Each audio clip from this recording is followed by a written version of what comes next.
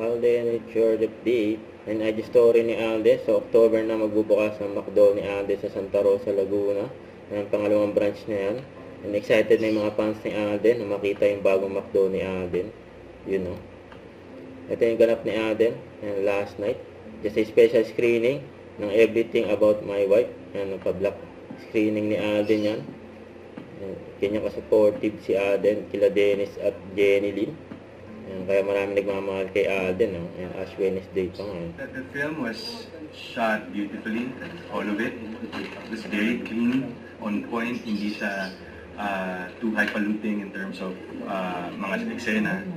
And brilliant direction, brilliant lighting, brilliant acting delivered by, of course, Dennis and Jenny Lynn. So I highly recommend this film. This is a masterpiece for this year. One of the best films I've seen for this year, actually.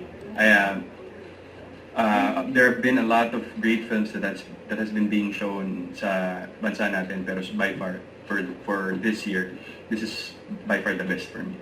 So, yan guys, Everything About My Wife still showing in cinemas nationwide. You know, support. Don't forget to subscribe and click the notification bell for more updates. This is Richard Reaction Vlog. Stay tuned for more videos. See ya.